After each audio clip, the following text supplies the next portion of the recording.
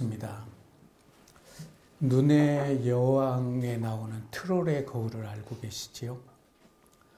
그 거울이 깨짐으로써 거울 조각들이 바람을 타고 사람의 눈과 심장에 들어가면 심장은 얼음 조각처럼 차갑게 변해버리게 되지요. 그리고 그들의 눈은 트롤의 거울에 비추는 것처럼 아름다운 것은 추하게 보이고 고운 것은 악취가 나게 보이게 됩니다. 그 결과는 끔찍하지요. 음악이 소음으로 들리게 되고 꽃이 잡초로 보이게 되므로 결국 자신은 악마가 되고 그의 삶은 지옥이 되게 됩니다. 깨진 트롤의 거울, 그 파편을 눈에 넣고 살아가는 시대가 이 시대는 아닌지 우리는 한 번 정도는 생각해 볼 필요가 있습니다. 내가 그렇게 살아왔다면 이제는 우리 눈과 심장에서 트롤의 거울의 파편을 끄집어낼 수 있어야 한다고 저는 생각합니다. 그래야 하나님이 창조하신 이 아름다운 세상을 아름답게 바라볼 수 있고 상대방의 약점을 안고 울면서 기도할 수 있기 때문이지요.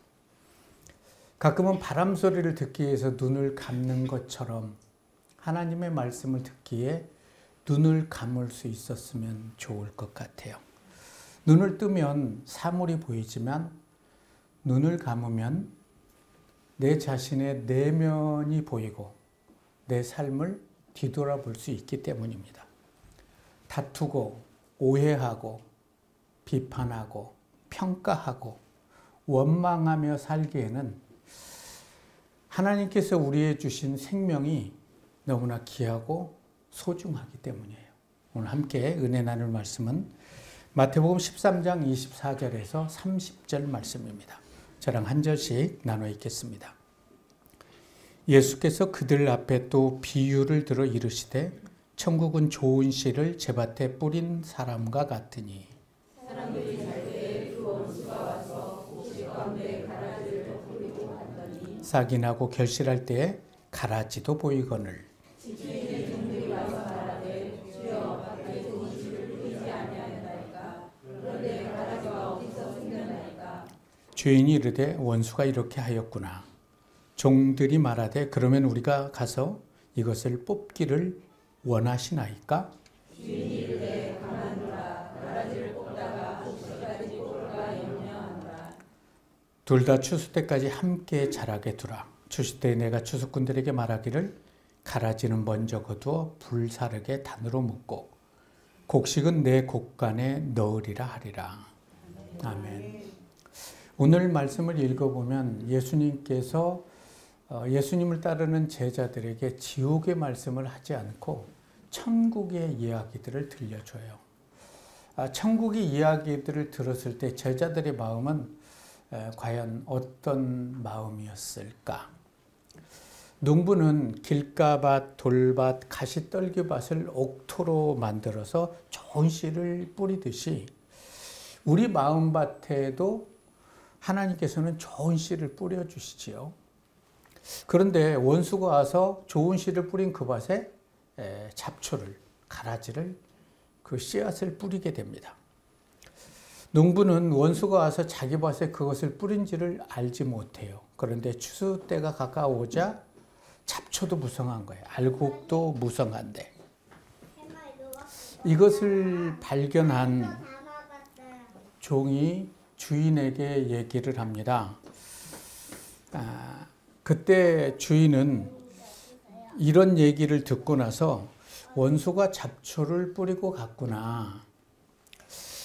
그럼 이것을 먹지도 못하는데 다 뽑아버릴까요? 라고 종은 얘기를 합니다. 그러자 농부는 종에게 이런 얘기를 하죠. 잡초를 베다가 알곡까지 벨 수 있으니 그냥 추수 때까지 그냥 내버려 두었다가 잡초는 거두어서 다 불탈라 버리고 알곡은 곡간에 넣으면 되겠다. 이런 주인의 말을 종은 이해했을까요? 그냥 잡초를 뽑아버리면 되는데 왜 굳이 잡초를 그때까지 내버려 두라고 한 걸까?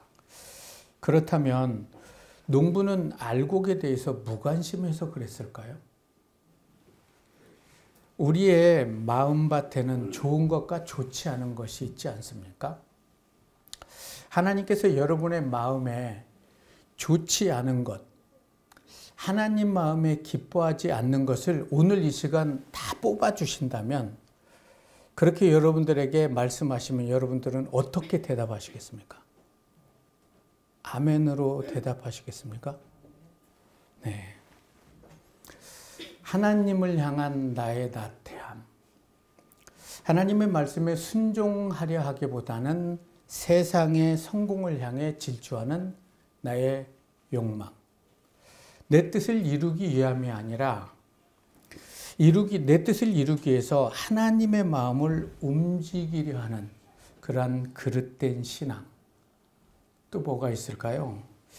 예배에 소홀한 나에게 예배의 우선순위를 두게 하시고 하나님께 드리는 예물을 온전히 드리지 않는 나에게 하나님께 드리는 예물을 온전히 드릴 수 있게 나를 변화시켜 주신다면 그때에도 여러분들은 아멘으로 받아들일 수 있으시겠습니까? 혹시 부자 청년처럼 가진 것이 많아 근심하며 하나님 곁을 떠나는 그 뒷모습이 나의 모습이라면 과연 나는 어떻게 해야 될까? 하나님께서는 언제까지 우리를 기다려 주실까요? 혹시 알곡이면서 잡초같이 나는 살아가고 있지는 않는가? 천국은 좋은 씨를 제밭에 뿌린 사람과 같다는 비유를 제자들에게 말씀하신 이유는 뭘까? 농부는 왜 잡초를 뽑지 않았을까? 여기에서 저는 농부의 지혜와 신중함을 만나볼 수 있었어요. 이 비유는 세상에 악이 있는 원인에 대해서는 설명을 하지 않습니다. 다만 하나님의 신중함을 표현하고 있다는 거예요. 가끔 신실하게 살아가는 믿음 좋은 사람들이 잡초를 만나서 고난을 당하는 것을 우리는 볼 수 있지요. 그때 농부들의 말처럼 잡초를 다 뽑아버릴까요? 라고 이야기할 수도 있습니다. 그런데 우리의 마음에는 그럼에도 불구하고 알곡과 잡초가 함께 자라고 있다는 거예요. 선함이 악함을 쉽게 이기지 못합니다. 악한 영향력은 그 파괴력이 엄청난데 선한 영향력은 쉽게 사람을 변화시키지 못합니다. 주일이 되어서 우리는 하나님의 말씀에 은혜를 받습니다. 그러나 하나님께서 우리에게 주신 말씀을 듣고 은혜 받는 것까지는 내가 허락하지만 말씀을 듣고 지키며 살아가는 것에는 마음을 내어주지 않는 것 같아요. 그렇다면 왜 그럴까요? 세상의 염려와 재리의 유혹의 말씀에 막혀서 아름다운 열매를 맺지 못함은 아닌가? 누가복음 8장 15절의 말씀을 보면 좋은 땅이 있다는 것은 착하고 좋은 마음으로 말씀을 듣고 지키고 인내하여 결실하는 자다. 이제 나의 제자가 된 너희들은 이제 말씀을 들었으니까 지켜야 되는데 이것을 지키려면 많은 인내가 필요하다는 거예요. 그 인내를 통해서 아름다운 열매를 맺을 수 있다라고 말씀을 하십니다. 좋은 땅이 있다는 게 은혜지요. 그러나 좋은 땅에 좋은 씨가 뿌려졌음에도 아름다운 열매를 맺기 위해서는 농부는 추수 때까지 쉬지 않습니다. 추수 때 100배의 소출을 맺었음에도 농부는 그것을 기적이라 하지 않고 농사라고 한 이유는 100배의 수고를 했기 때문에 그 결과를 맺는다는 것을 알기 때문에 쉼없이 농부는 노력을 한다는 거죠. 이 말씀은 우리가 나눈 오늘 본문 바로 이전에 씨 뿌리는 비유의 말씀이기도 합니다. 좋은 땅도 중요하고 좋은 씨도 중요합니다. 그러나 좋은 땅에 좋은 씨가 뿌려졌다고 해서 모두가 좋은 열매를 맺을 수는 없다는 것이지요. 우리가 주일에 대해서 예배를 드리고 하나님의 예수 이름으로 구원을 받고 은혜를 받는다고 해서 다 좋은 열매를 맺을 수는 없죠. 그 말씀을 붙잡고 듣고 연구하고 지키려고 인내할 때 그때 많은 열매를 맺을 수 있다고 성경은 말씀합니다. 알곡과 잡초는 뿌리부터 다르지만 얼핏 보기에는 그가 열매를 맺기 전에는 다 똑같아 보입니다. 푸르기 때문에. 교회를 오래 다녔다고 믿음이 좋은 것은 아닙니다. 직분이 믿음을 증명해 주는 것도 아닙니다. 때로는 목회자가 성도보다 더 신실하지 못할 때도 있습니다. 직분자가 성도보다 더 신실하지 못할 때도 있어요. 그렇다고 해서 목회자와 직분자들이 신실하지 않다는 얘기는 아닙니다. 사람은 알 수 없죠. 하나님은 아십니다. 그래도 사람들은 사람의 눈을 더 의식하지 하나님의 눈을 의식하지 않는다는 거예요. 날마다 하나님이 나와 동행하고 나와 함께하고 나를 눈동자처럼 보시고 계신다는 것을 늘 자각하며 살아간다면 그게 은혜일까요? 은혜가 안 될까요? 하나님을 의식하지 않으며 살아왔다면 오늘 이 시간부터는 하나님을 좀 의지하며 하나님과 동행하는 그런 삶을 살아갈 수 있었으면 참 좋을 것 같습니다. 좀 전에도 말씀드렸지만 하나님께서 언제까지 기다려 주실까? 한번 생각해 보신 적 있습니까? 내가 이렇게 적당히 사람 보기에는 그럴듯하게 신앙생활 하는데 하나님 보기에는 아닌 이런 신앙생활을 하나님께서 언제까지 기다려 줄 수 있을까? 내버려 둬라. 추수 때까지 내버려 둬라. 그런데 그 추수 때요. 잡초만 불사르는 게 아니라요. 알곡인데도 쭉정이라면 그것도 불사름을 당하게 됩니다. 하나님은 우리 손에 낯을 주며 잡초를 다 베어버리라고 말씀하지는 않아요. 그래서 농부는 종에게 잡초를 베지 말라고 한 거죠. 우리에게 서로 판단하라고 하나님은 우리에게 그 판단의 자유를 주신 건 아닙니다. 종은 주인에게 좋은 일을 하겠다며 함부로 낫을 막 휘두르려고 했지만 그렇게 휘두르다 보면 오히려 악한 자의 뜻을 이루어지게 하는 결과에 이를 수도 있다. 목회자는 하나님의 종이 아닙니까?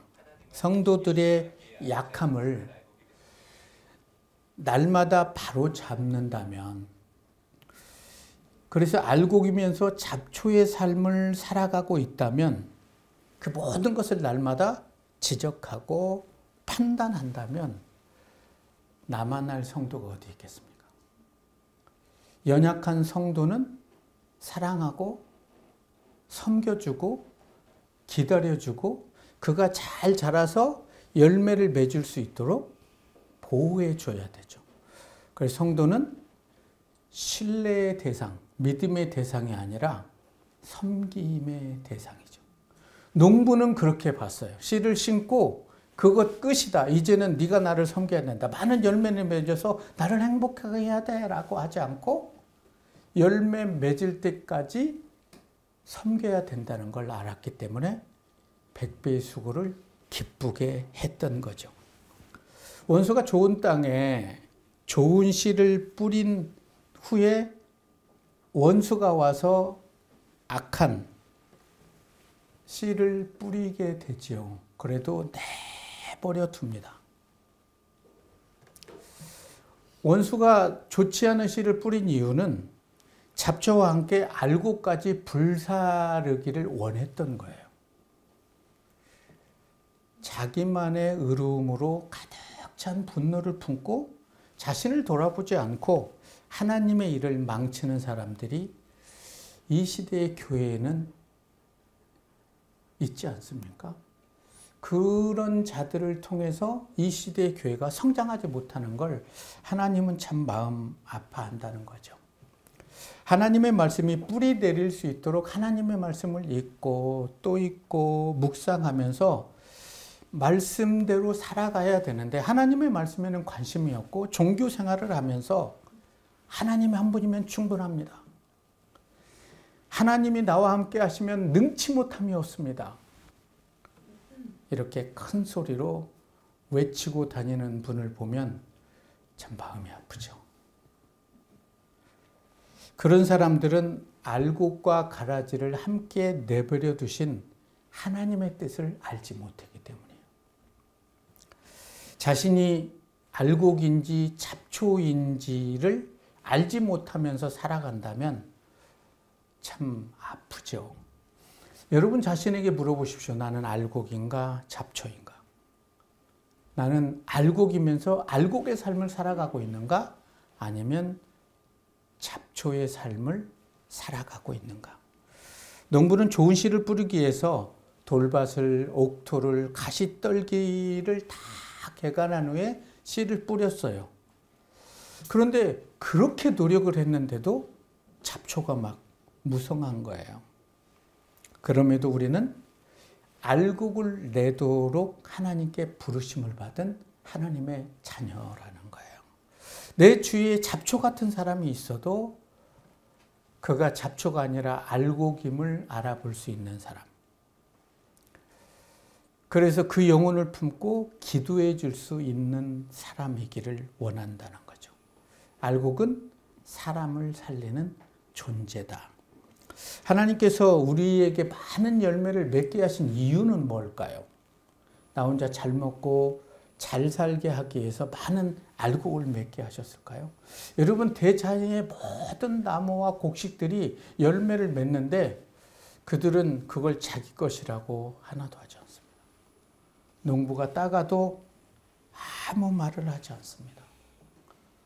우리는 자연에게서 많은 것을 배울 필요는 있지요.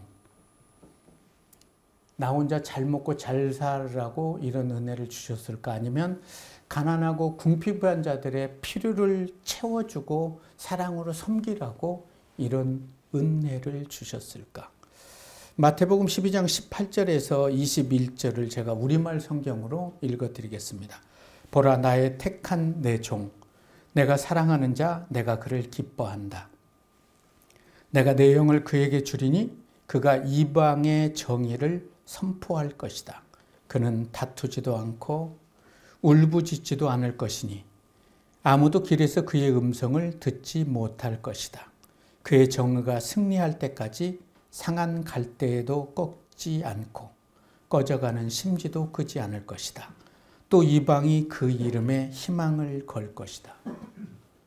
다투지도 않고 울부짖지도 않고 상한 갈대도 꺼져가는 심지도 끄지 않으시는 예수님께 이방의 모든 사람들이 희망을 걸 수 있다는 거죠. 좋은 땅이 심겨져서 좋은 열매를 맺기 위해 인내하고 예수님께서는 십자가의 길을 걸으셨습니다. 예수님께서는 자신을 위해서 많은 매를 맺은 게 아닙니다. 자신을 위해서 십자가에 못 박힌 것이 아니었어요. 우리 때문에 우리를 살게 하기 위해서 우리를 좋은 땅에 좋은 씨를 심기워서 좋은 열매를 맺게 하기 위해서 십자가에 못 박혔습니다. 자신처럼 살아갈 수 있게 하기 위해서 예수님께서는 단 한 번도 자신의 능력을 함부로 휘두르지 않았어요. 그게 예수님의 최고의 영성 아닙니까? 낮아지는 영성. 그리고 그 누군가를 섬기는 영성. 그리고 누군가를 살리기 위해서 십자가에서 죽어주시는 영성. 하나님은 우리에게 단 한 번도 일방적이지 않다는 것을 알고 계십니까? 하나님께서는 우리와 가까이 하고자 하는 만큼 우리 역시 하나님께 깊이 머물고자 우리는 노력을 해야 되지 않을까요? 하나님께서 아무리 손을 내밀어도 그 손을 잡지 않는다면 우리는 하나님과 동행할 수 없어요. 그 이유는 하나님께서는 창조물, 모든 창조물, 그 어떤 창조물에게도 억지로 복종시키지 않으시는 하나님이시기 때문이죠. 잡초 속에서도 가시떨기 속에서도 하나님의 백성이 하나님의 이름을 부르고 하나님의 은혜를 간구하면 하나님께서는 그곳에서 자기 백성을 붙잡아 주시고 아름다운 열매를 맺게 하세요. 사랑과 기쁨과 화평과 오래 참음과 친절함과 선함과 충성과 온유와 절제. 이런 것을 싫어하는 사람이 있을까요? 타인이 그것을 가지고 있으면 그걸 싫어하는 사람이 있을까요? 그런데 내가 그것을 갖기를 갈망하는 사람이 많이 있어야 되죠. 우리가 살아가면서 헛된 영광을 추구하지 않는다면 주님께서는 원하시는 성령의 열매를 우리에게 맺게 하신다는 거죠. 그리스도 예수에 속한 자들은 육체와 함께 그 정욕과 욕심을 십자가에 못 박아야 합니다. 만일 우리가 성령으로 산다면 우리 또한 성령을 따라서 행하게 해야죠. 헛된 영광을 추구하지 않고 서로를 노엽게 하지 않고 서로를 질투하지 않는 삶. 하나님은 우리와 늘 함께 하시는 임마누엘의 하나님이시죠. 내 마음과 생각 속에 내가 걷는 발걸음에 나의 호흡과도 함께 하시는 하나님. 그 하나님을 눈을 감고 느낄 수 있다면 얼마나 좋겠습니까? 그래서 여러분 곁에 잡초가 있다고 원망하지 마십시오. 여러분에게 하나님이 어떤 고난을 주셨다고 원망하지 마십시오. 잡초를 통해서 하나님의 일하심을 알게 된다면 더 크게 하나님을 감사할 수 있을 것 같아요. 제가 수요 예배 때 잠깐 언급했는데 우리 지방의 중앙교회 김태용 목사님이 우리가 이제 섬기는 교회인데 목사님 저희 온 교회가 목사님을 위해서 기도합니다. 근데 저희 청년 하나가 백혈병에 걸렸는데 하나님께 기도했는데 밤에 예수님께서 내가 너를 치료하겠다 해서 치료를 해주셨대요. 그래서 병원에 가서 검사를 했는데 백혈병이 싹 나았대요. 목사님도 그렇게 되기를 저희는 기도합니다. 근데 은혜가 안 되는 거예요.